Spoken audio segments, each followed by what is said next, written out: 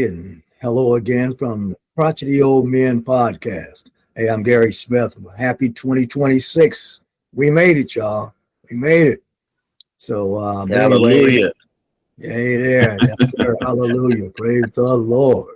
So, I think by now everybody should know us, but hey, we'll go back one more time. Our names are there. I'm Gary Smith, and my co-host here with me, PC. I'll call him PC, but Paul Clemens, and of course, George Crumley. Gentlemen, Happy New Year. Yeah, happy New Year to you, brothers. How you guys doing? I'm excited about getting this bad boy kicked off. This year has a lot in store for us all. First of all, we're thankful to be here. Certainly making it into this new year, new season in our life. So I'm excited about it. I'm ready to get it rocking and rolling. You ready to get it rocking and rolling? That's good, man. That's what we got to be. Got to have you full of energy and ready to go. So yeah, I'm here and I'm ready to go also.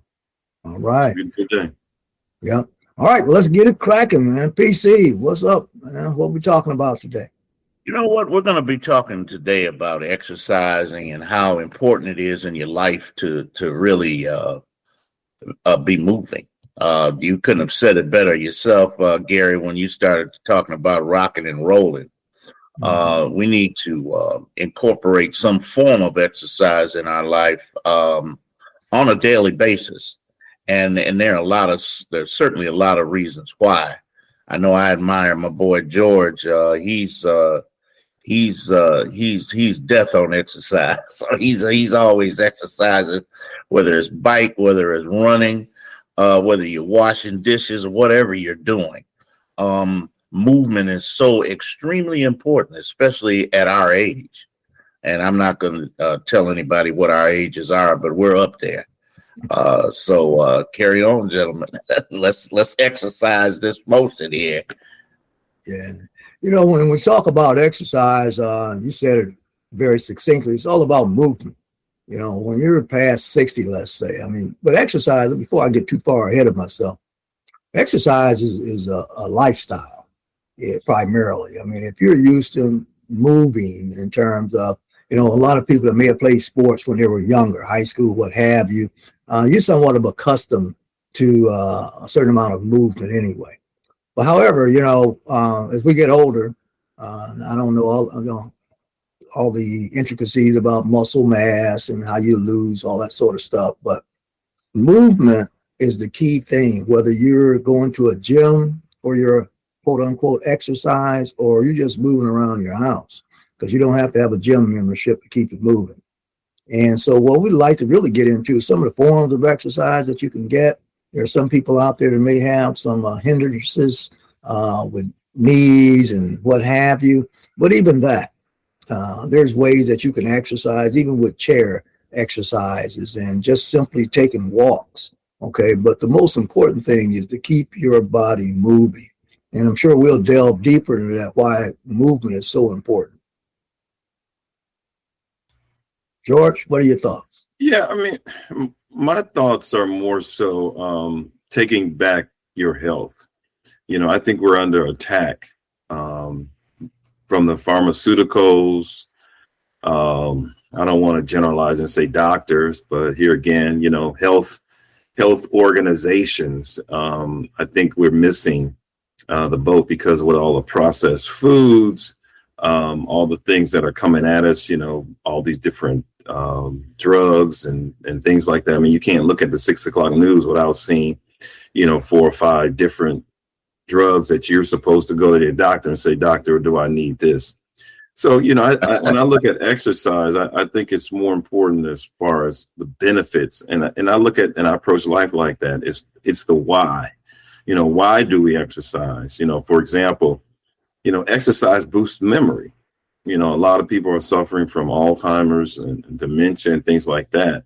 And because of the things that are released in your body, when you exercise, can, boost your memory.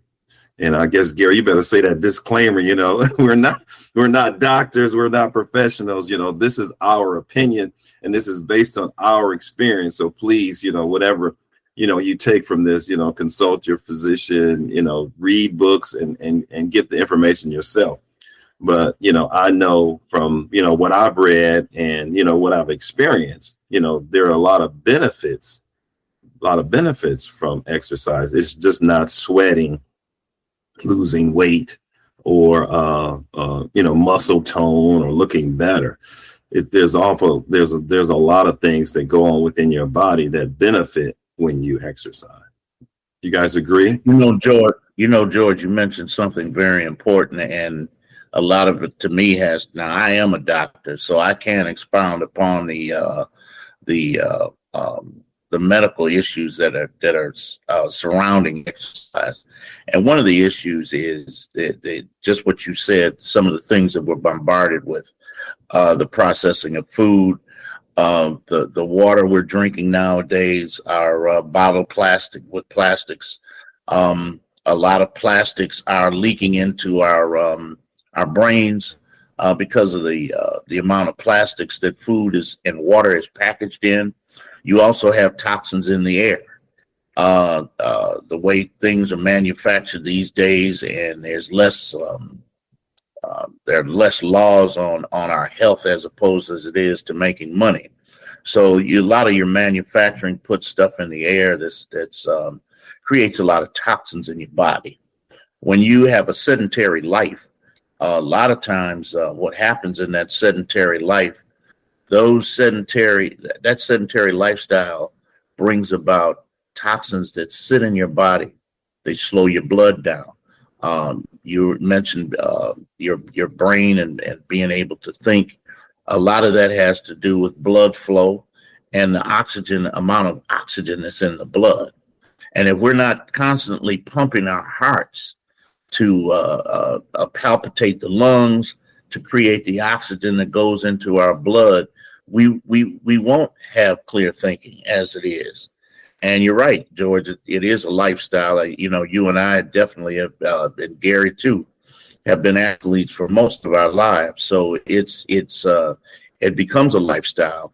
And for those folks that are not athletes, it should become a lifestyle to you. And there are several different forms of exercises that you can do that would bring about a whole much better health for your life. Yeah.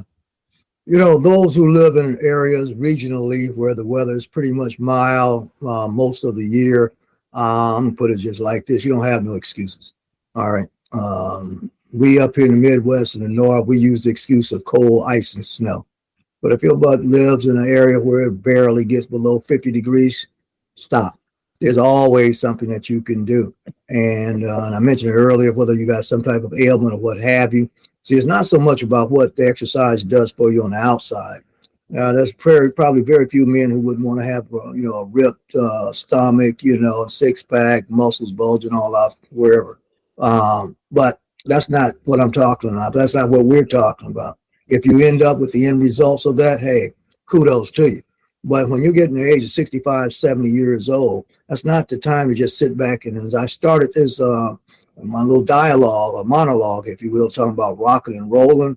Well, that rocking, just sitting in one place, not going anywhere, that's not necessarily exercise unless you're flexing your feet and doing some things like that to stop that blood from just sitting down there in your ankles. Because as Paul said earlier, it's all about keeping that heart pumping the blood. And to the point that you're not developing blood clots and things of that nature, you have to keep moving. Don't want to get too far in the weeds with this thing, y'all, but you hear it all the time about people dying in their sleep. And unless there's an autopsy or something done, we're over here unknowingly applauding, saying, yeah, he died in his sleep. They went peacefully. No, that is not. And that is not the way to die primarily, okay? Because we've been miseducated, if you will. There's certain ways about how you sleep, the exercising and stuff. People get into a sedentary lifestyle after they so-called retire. Oh, I hate that word. That word has killed a lot more people than we ever realized. Because this retirement in our mind, we transfer that to our bodies and we get into a sedentary state and we sit for hours without movement. men, I'm talking to you primarily because we'll sit during these times of football and playoffs and stuff like that. The average game lasts 3 or 4 hours, and you'll sit there in that either that rocking chair or on that sofa without any movement. That's what's killing us. All right. And that is what's killing us, Gary, because you really, if it's sitting at a game, for instance, 3 hours, you really need to be getting up and moving around every 30 minutes. 30 minutes is a key number that I would use in terms of tackling that sedentary lifestyle. And there's a lot more involved as far as football games, basketball games. We're on our phones most of the time. I sit and watch people when I go out to different places, and folks are on their phones, and they're just sitting there on their phones for a long time.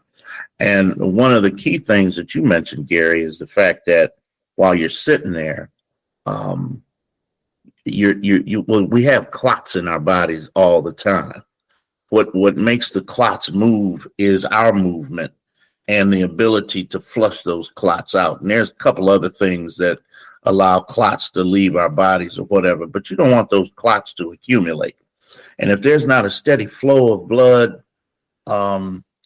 flowing through your system, those clots that blood tends to sit. And as that blood tends to sit and coagulate, that's where you get these clots from. The other thing I'd like to add is a lot of people that have sedentary lifestyles have big stomachs due to accumulation of cortisol. And cortisol does a number of things. In a lot of older people, cortisol keeps you from sleeping on a regular.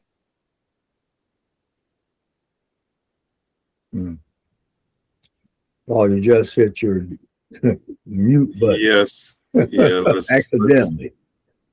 Yeah. Oh wow! So my lips were moving, but you couldn't hear a thing. You got to keep your fingers still if you're gonna talk, man. Well, we're talking about exercise now. But what I was saying that was so sorely missed was the fact that while people are sitting watching television, it's always a good idea to get up every, let's say, 30 minutes or so. Because what happens is when we sit there, we don't realize that we carry blood clots in our system on a regular basis. What keeps the clots from creating havoc with your body is that the blood flows on a regular basis. When you sit and the blood is allowed to stagnate, those clots form and they develop thrombosis, which can stop your heart, can stop your breathing, and kill you. So it's quite necessary if you have a sedentary lifestyle. Just think in terms of getting up, moving every 30 minutes or so. You know, if you find yourself sitting at a football game or a basketball game. The other thing that I was talking about was cortisol. Cortisol, with people with sedentary lifestyles, there's a proliferation of cortisol because with the lack of movement, it's not allowing for other hormones and chemicals to counteract that cortisol. So what happens? We have bigger stomachs.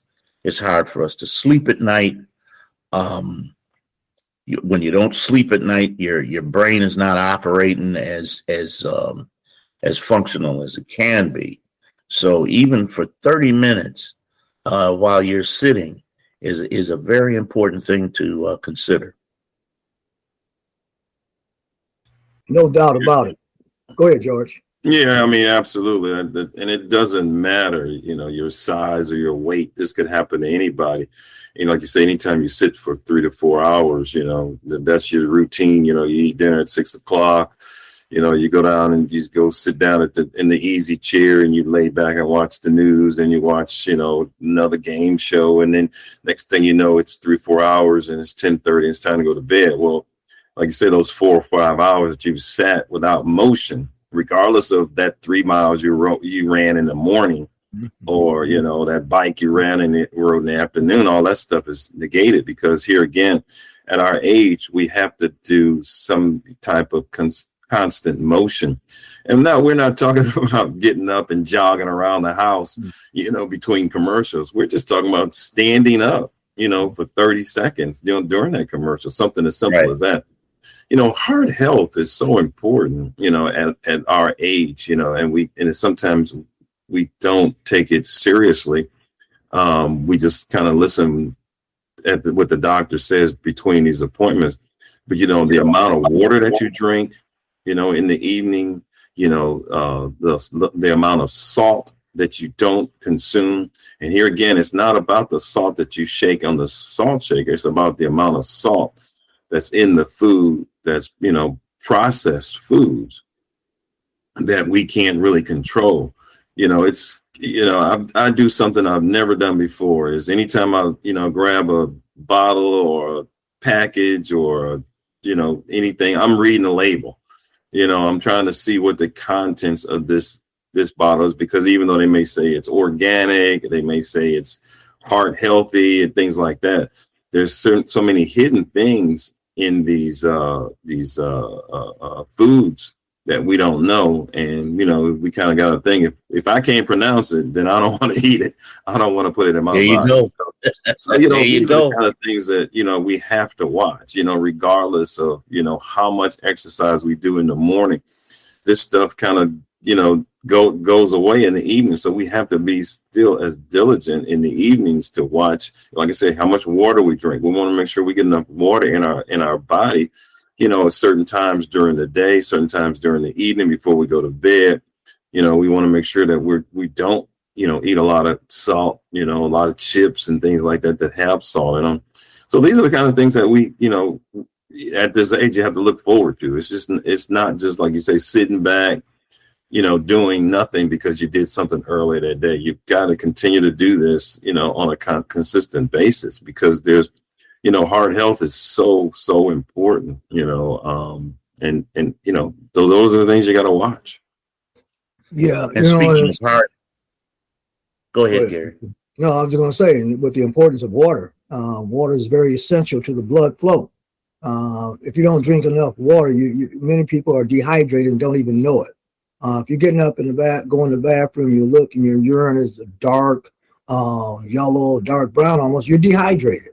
Okay, that's number one. All right, so you should pay attention to those things. There's signals our bodies will give us that'll let us know the things that we need to do. And that's one of them, just as simple as that, looking at your urine. Because if it's dark, that means you're dehydrated. And if it's dark first thing in the morning, that means that you've been dehydrated all night.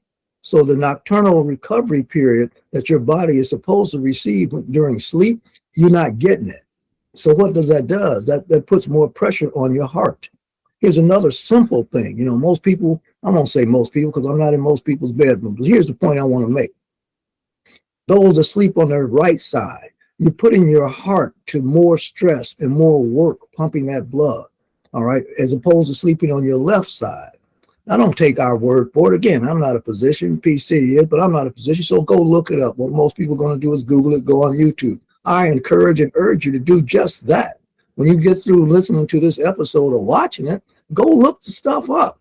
Learn about what you can do to save your life, because they're telling us that you're dying from natural causes just because you died in your sleep. That is not true, ladies and gentlemen. Please, that's not true.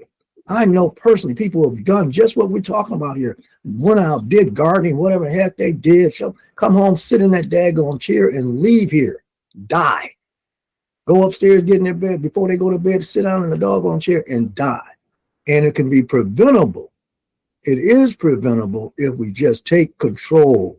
You're going to hear this all of 2026, especially coming from me. You must participate in your own rescue. You must. Because if you continue to allow the doctors and continue to allow society and the advertisements and all that other stuff control your decision making, it's going to shorten your lifestyle, shorten your life longevity, put it that way. So we want to encourage everybody, man, just, keep it moving, as the saying goes. Keep it moving. Find something. And you don't have to, like I think George said it, you don't have to get up and do jumping jacks during the commercials and all that sort of stuff. I do primarily a lot of more chair exercises because of a back injury I've had and other injuries and things that I've had over the years and stuff. And so simple chair exercises are good. Stretching is critically important. Okay, so whether you have a bike or not, if you got two legs, you can exercise. And if you don't have two legs, you can still exercise. Yes, you can. One of the exercises that I rely upon, and I'm getting back into it myself, is Tai Chi. Yes. And I talk about Tai Chi because Tai Chi is the exercise that does not have a whole lot of resistance. As a matter of fact, if it's uncomfortable, if it's painful, you're not doing the Tai Chi right. And I think for older people, I think that's key because we have a lot of pain and aches just on general principle, just on being old. And so we need an exercise that augments where we are in our lives. So if you can jog 5 miles, that's fine. If you can walk 5 miles, that's fine. Heart rates are important. You want to, during exercise, you want to get your heart rate up to about 140 beats per minute. Your heart usually beats, for normal people in a general sense, is 75 beats per minute. But you want that heart to exercise so it can be strong. If it doesn't exercise, it's like exercising and lifting weights with your arm. Your arms don't get strong unless you have some kind of resistance.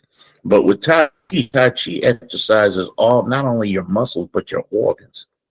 And squeezing the organs, having some kind of movement about your organs, whether you realize you're moving your organs or not during the Tai Chi process, that Tai Chi works. Swimming is another thing that I like to do. That exercises every muscle in your body. You mentioned chair exercises, Gary. Chair exercise is a legitimate exercise. And by doing it so many weeks, you'd be surprised the way your body changes if you just do it on a regular basis. So I agree with you, Gary, wholeheartedly. Yeah, I just want to add one other thing is here again, because I was, talking about, what the different processed foods and things of that nature.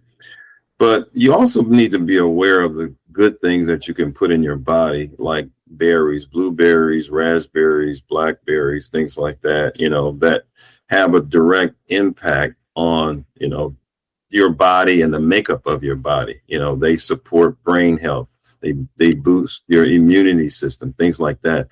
Avocados, they're heart healthy, help your heart stay strong with fiber, potassium, things like that. Apples, you should eat. They say an apple a day keeps the doctor away. That's a true statement. You need to put those kind of things in your body, on a daily basis. When you go to the grocery store, that's where you need to be spending the bulk of your money. Is in, because I know that's where I spend mine, is where, we got more vegetables in our grocery bag than anything else. Bananas, potassium, oranges, famous for vitamin C, and I can go on, and a lot of these fruits are, seasonal, so maybe you find some vitamins that, kind of give that same boost to your system. But those are the kind of things that you have to watch. So when you're sitting up there, looking at TV at night, and you're getting up and doing your jumping jacks, then you want to grab an apple and put it in your mouth. Sound like some fun times, right? Well, it ain't that bad. It's not that bad. Not at all. Not at all. Kind of, just to kind of get in mind is some of the things that, some of the habits that we need to have in order to stay around and enjoy grandkids and things of that nature. But that's kind of what I have to add to it. And one of the things you also added, George, is the fact that looking at labels when you do go shopping for groceries and food and different things of that nature, you definitely want to get away with processed foods. That's a killer.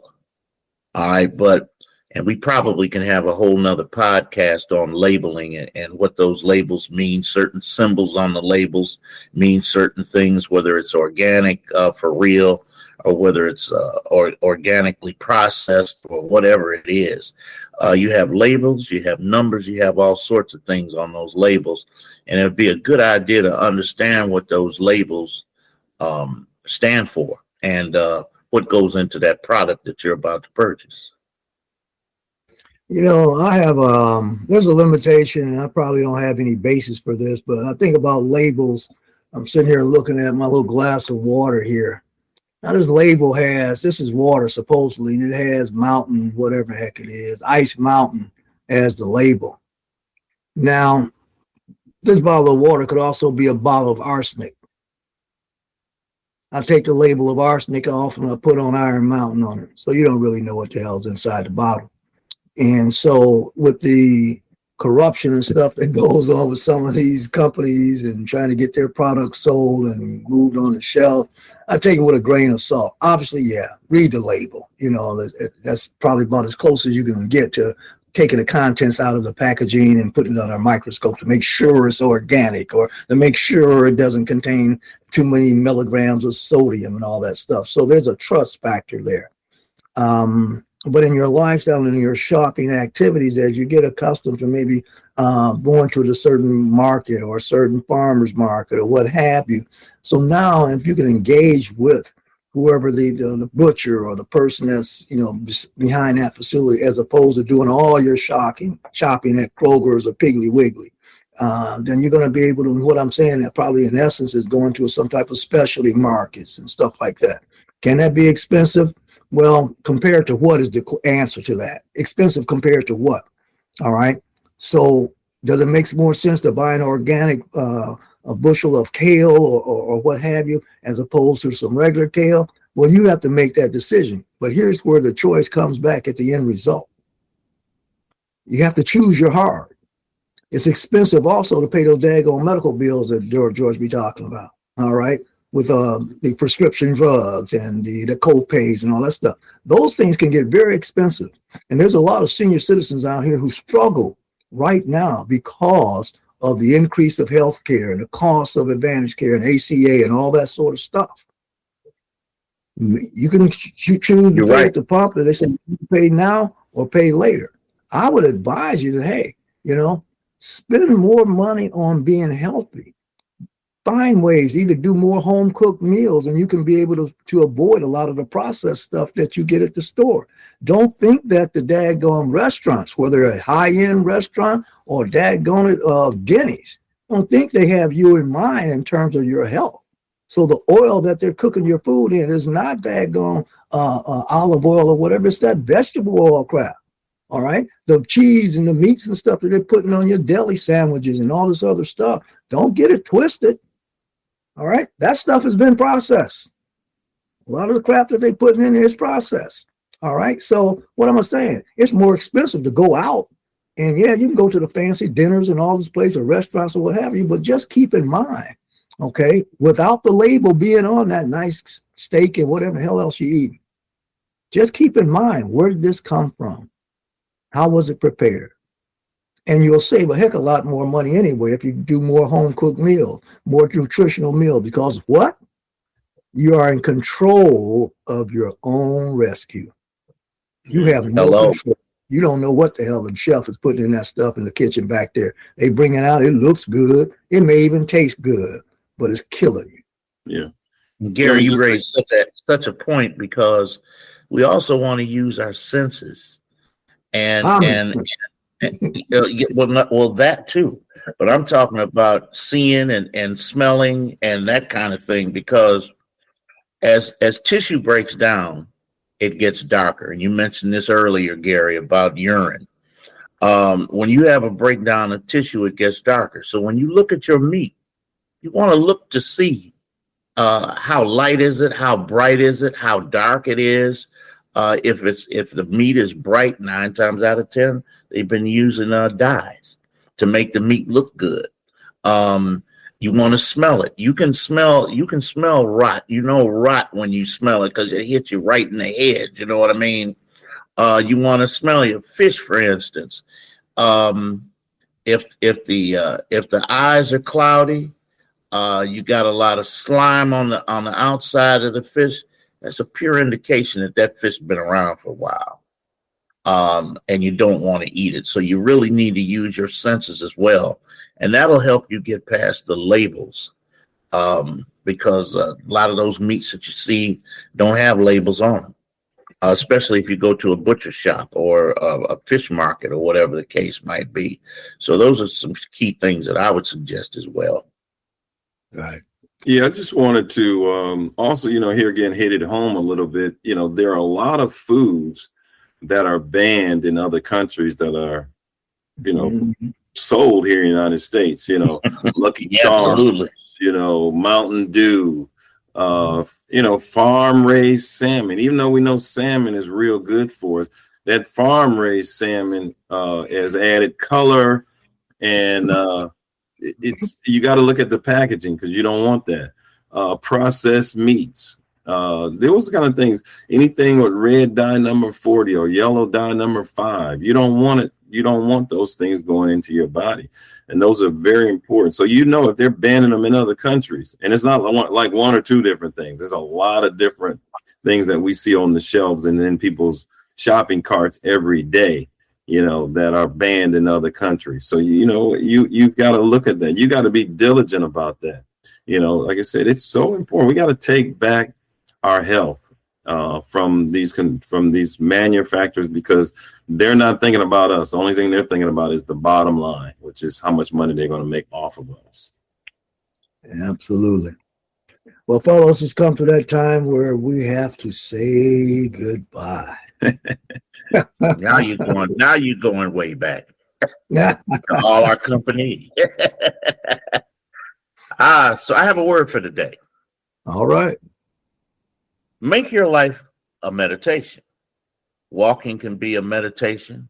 Washing dishes can be a meditation. Bring your observing eye into daily life and see differently.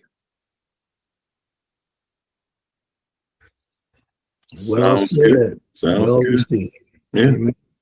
And as we always say on the Crotchet Old Men, if you didn't know, now you know. All right, take care. All right. Peace. Peace.